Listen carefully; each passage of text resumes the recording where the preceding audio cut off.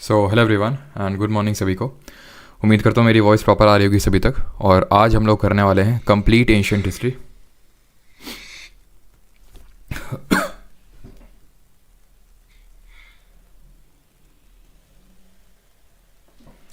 तो चलिए स्टार्ट करते हैं फिर, और सभी लोग डीप ब्रीथ ले लेंगे, है ना, ताकि क्लास के दौरान जो है थकावट आपको ना महसूस हो।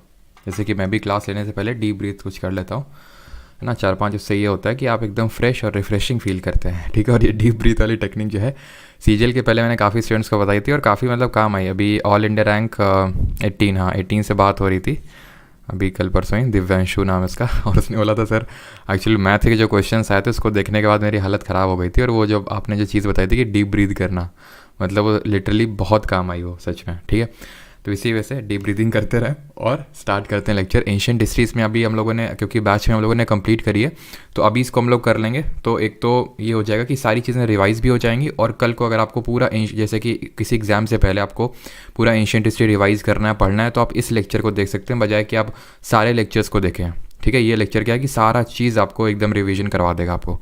ऑलराइट, गुड मॉर्निंग सभी को।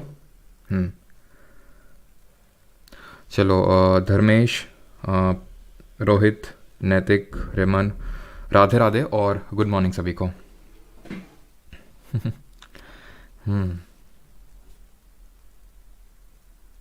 हम तो स्नान करके रिफ्रेश हो गया। अच्छा, हाँ हम भी ऑलमोस्ट आई थिंक सभी लोग स्नान करके ही आएंगे, नहीं भी आए तो कोई दिक्कत नहीं है।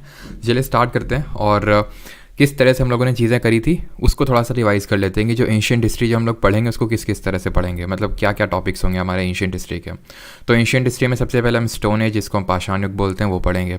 देन हम आएंगे किस में, स्टोन एज के बाद आएंगे हम जो कॉपर एज है, उसके बाद आएंगे ब्रॉन्ज एज, जिसको कि हम इंडस वाली सिविलाइजेशन, सिंधु घाटी सभ्यता पढ़ेंगे। उसके बाद आएंगे हम वैदिक एज में, ठीक है। वैदिक एज के बाद हम यहाँ पे देखेंगे कि किस तरह से आर्यन, या फिर वही अब वैदिक एज को ही बोल सकते हो जो आर्यंस का इन्वेजन होता है, तो उसको फिर हम वैदिक एज के अंडर पढ़ेंगे।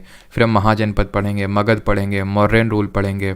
उसके बाद पोस्ट मौर्य पढ़ेंगे। उसके बाद हम लोग आएंगे किस पे, पोस्ट मौर्य के बाद हम लोग थोड़ा साउथ इंडिया में जाएंगे और साउथ इंडिया का डायनेस्टी वगैरह देखेंगे, वहाँ पे कैसे क्या चीज़ें हो रही हैं। और उसके बाद हम लोग गुप्ता एरा पढ़ेंगे। गुप्ता के बाद हम पोस्ट गुप्ता पढ़ेंगे, और यहाँ पर हमारी एंशिएंट हिस्ट्री ख़त्म हो जाएगी। तो चलिए स्टार्ट करते हैं विद दी स्टोन एज। सबसे पहले स्टोन एज, यानी कि जब स्टोन से लोग काम करते थे, यानी कि उनके पास इस तरह से मोबाइल फ़ोन ये सब नहीं होता था, ना ही यहाँ तक कि कोई मेटल का उन्होंने अभी तक आविष्कार किया था। वो सिर्फ पत्थरों को तोड़ तोड़ के अपनी जो ज़रूरत की चीज़ें वो पूरी करते थे। जैसे फॉर एग्जांपल इनको अगर खाना है तो जो भी अगर इंस्ट्रूमेंट, अब किसको खाना है, जानवरों को खाते थे, बिकॉज अभी तक इनको एग्रीकल्चर, तो अभी क्योंकि ऐसे मानो कि बस जीवन स्टार्ट हुआ है पृथ्वी पे। अगर मैं पृथ्वी की बात करूं, अगर मैं अर्थ की बात करूं, तो लगभग 4000 मिलियन साल पुरानी है। 1 मिलियन में 10 लाख होता है, तो आप समझ सकते हो कि कितनी पुरानी हमारी अर्थ। और ये क्वेश्चन सीजीएल में इस पर भी आया था इस बार, ठीक है।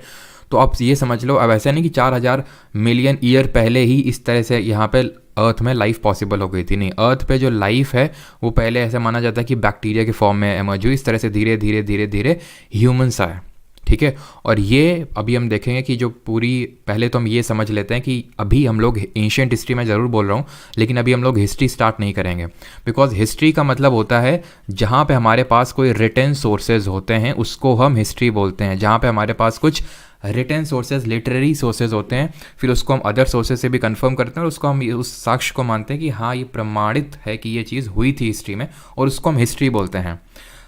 लेकिन जो चीज़ रिटन नहीं होती है और वो हिस्ट्री का पार्ट होती है, इतिहास का पार्ट होती है, तो उसको हम आर्कियोलॉजी बोलते हैं। बिकॉज ये जो हमें चीज़ें पता चलती हैं, जो हमें स्टोन एज के बारे में जो चीज़ें हमें पता चली, वो ऐसा नहीं कि कहीं पर लिखी हुई थी, ये लोग कुछ लिख के गए थे हमारे लिए तो अब हमें पता चली कि इन पत्थरों में कुछ लिख के गए थे, तो उससे हमने डिसाइफर किया और हमें पता चला कि अच्छा ये लोग ऐसे रहते थे, वैसे रहते थे, ऐसे रहते थे, वैसे रहते थे। ये हमें पता चला जब हमने किया क्या, खुदाई, और उस खुदाई को बोलते हैं आर्कियोलॉजी, पुरातत्व। और पुरातत्व, आर्कियोलॉजी वो मतलब ब्रांच हम बोल सकते हैं कि जहाँ पे हमें एक्सकेवेशन से जो खुदाई करके चीज़ें पता चलती हैं, जैसे कि बोन्स मिल गई या फिर स्टोन टूल्स मिल गए, ये सारी चीज़ें, ग्रेव्स मिल गई, तो ये सारी चीज़ें से हमें पता चलता है कि अच्छा इस तरह से लोग रहते होंगे, इस चीज़ का यूज़ करते होंगे, ये चीज़ खाते होंगे, इस तरह से हमें ये सारी चीज़ें पता चली जो हम पढ़ेंगे। अब एक चीज़ मैं आपको बता दूं कि स्टोन एज तो आर्कियोलॉजी में आता ही है, बाकी अभी हम और भी 1-2 चीज़ें देखेंगे वो भी आपकी आर्कियोलॉजी में आएंगी, बट सबसे पहले अभी हम स्टोन एज पे फोकस करते हैं, ठीक है। बट आर्कियोलॉजी, हाँ चलो पहले इसी को डील कर लेते हैं कि जो पहले सबसे पहले हम स्टोन एज को डील करने वाले हैं, ठीक है। इसको हम प्री हिस्टोरिक एरा बोलते हैं, फिर प्री हिस्ट्री बोलते हैं। इसके बाद आएगी हमारी ब्रॉन्ज एज, इसको हम प्रोटो हिस्ट्री बोलते हैं। और एक्चुअल में जो हमारी हिस्ट्री स्टार्ट होगी वो आयरन एज से स्टार्ट होगी। अब यहाँ पे आप एक चीज़ को ध्यान से देखिए, यहाँ पे हम कुछ टर्म्स का यूज़ कर रहे हैं, स्टोन का, ब्रॉन्ज का, आयरन का। ये टर्म्स का यूज़ क्यों कर रहे हैं? बिकॉज यहाँ पे इस एज में जो लोग यूज़ करते थे टूल्स को, वो स्टोन्स के बने होते थे। यहाँ पे जो चीज़ यूज़ की जाती थी वो ब्रॉन्ज की यूज़ की जाती थी। यहाँ पे आयरन अब डिस्कवर हो चुका था और यहाँ से लिटरेरी हमें सोर्सेज मिलते हैं, इसलिए हम बोलते हैं कि हिस्ट्री एक्चुअल में आयरन एज से स्टार्ट होती है। इसको प्रोटो हिस्ट्री का मतलब क्या होता है? प्री हिस्ट्री का मतलब तो समझिए कि जहाँ पे हमें कुछ हिस्टोरी मतलब लिटरेरी एविडेंस हमें कुछ मिले ही नहीं। प्रोटो हिस्ट्री का मतलब होता है जहाँ पे हमारे पास लिटरेरी एविडेंसेस तो हैं लेकिन हम उनके अकॉर्डिंग लिटरेट नहीं है। दैट मीन्स कि वो जो लिख के गए हैं वो हमें कुछ समझ नहीं आ रहा है कि वो क्या लिख के गए हैं, इसलिए इसको हम प्रोटो हिस्ट्री बोलते हैं। यानी कि इसको हम उस पर्टिकुलर स्क्रिप्ट को आज तक डिसाइफर नहीं कर पाए हैं। Coming on to the stone age, पाषाण युग जिसको हिंदी में बोलते हैं। तो on the basis of stone and tools, यानी कि स्टोन्स और टूल्स के बेसिस पे इस पर्टिकुलर स्टोन एज को भी हम फर्दर 3 कैटेगरी में डिवाइड कर सकते हैं: पुरा पाषाण, मध्य पाषाण और नव पाषाण, यानी पीलियोलिथिक, मीजोलिथिक और नियोलिथिक। लिथिक का मतलब होता है स्टोन, पत्थर, ठीक है। पीलियो का मतलब ओल्ड, मीजो का मतलब मिडिल और नियो का मतलब न्यू, सिंपल। तो old stone age, middle stone age और न्यू स्टोन एज। अब ये किस टाइम पीरियड की हम बात कर रहे हैं ये भी हमें पता होना चाहिए। तो 5 लाख BC से लेकर 10,000 BC तक के बीच की हम बात कर रहे हैं, जो पीलियोलिथिक बोलते हैं। अब ये BC क्या होता है? तो टाइमलाइन मैंने आपको समझाई थी, फिर से यहाँ पे देखिए टाइमलाइन होती क्या है। देखिए अभी हम कहाँ पे बैठे हुए हैं? सन 2023 में, जब मैं ये वीडियो हम लोग ये लाइव पढ़ रहे हैं। 2023 हो रहा है अभी, ठीक है। कभी 2022 होगा, पिछले साल 21, ऐसे सो ऑन करके आपका मान लेते हैं जन्म हुआ होगा 1999 में, मान लेते हैं फॉर एग्जांपल, ठीक है। तो 1999 हुआ करता होगा ऐसे। कभी मतलब 1900 होता होगा, 1800 होता होगा, कभी 1000 भी होता होगा और कभी 0 भी तो हुआ होगा। ये 0 क्या है? ये 0 कुछ और नहीं, वो साल है जिस साल जीसस क्राइस्ट का जन्म हुआ था। जिस साल जीसस क्राइस्ट का जन्म हुआ था। तो जीसस क्राइस्ट से जन्म के जितने बाद वाले साल हैं उनको हम AD से रिप्रेजेंट करेंगे, एनो डोमिनियन, या फिर क्राइस्ट एरा बोलते हैं, कॉमन एरा भी बोलते हैं इसको। जब जीसस क्राइस्ट का जन्म हुआ उसके बाद, इसके पहले जितने भी हमें यहाँ पे ईयर्स देखने को मिलेंगे उनको हम रिप्रेजेंट करेंगे BC से। दैट मीन बिफोर क्राइस्ट, यानी जीसस क्राइस्ट के जन्म से पहले वाले जो साल हैं उनको हम BC से रिप्रेजेंट करते हैं। तो जैसे फॉर एग्जाम्पल ये हम 5 लाख BC की जब बात कर रहे हैं तो आपको पता होना चाहिए कि हम कब की बात कर रहे हैं, यानी कि जीसस के जन्म से 5 लाख साल पहले की बात कर रहे हैं। तो 5 लाख से लेके 10,000 साल, यानी 5 लाख, क्योंकि हमें यहाँ के जो एविडेंसेस मिले वो बहुत कम है। तो इतना बड़ा जो टाइम पीरियड है उसको हम इसीलिए मतलब कवर कर रहे हैं क्योंकि हमें बहुत ज़्यादा चीज़ें पता नहीं, थोड़ी बहुत जो स्टोन्स और इनसे चीज़ें पता चली उसको हम क्लब कर रहे हैं। और इसीलिए जो हम हिस्ट्री में जो टाइम पीरियड पढ़ेंगे वो सबसे बड़ा टाइम पीरियड यही आपका टाइम पीरियड रहने वाला है। क्लियर? एक सेकेंड।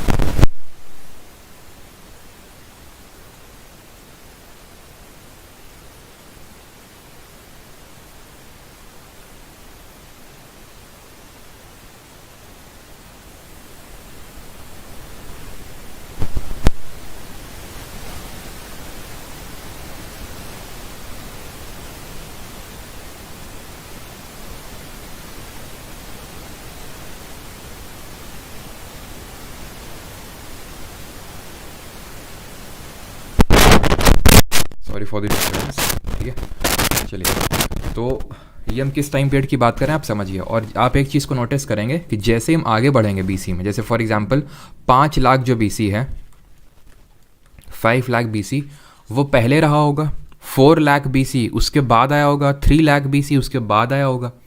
यानी जब हम BC में आगे, जैसे फॉर एग्जांपल मैं आपसे पूछूं 2020 पहले आया फिर 2022, तो ऑब्वियस सी बात है 2020 पहले आया, ठीक है। मैं आपसे पूछूं कि 5000 BC पहले आया फिर 4000 BC पहले आया, क्या बोलेंगे? तो 5000 वाला पहले आया, 4000 वाला बाद में आया, क्योंकि ये 5000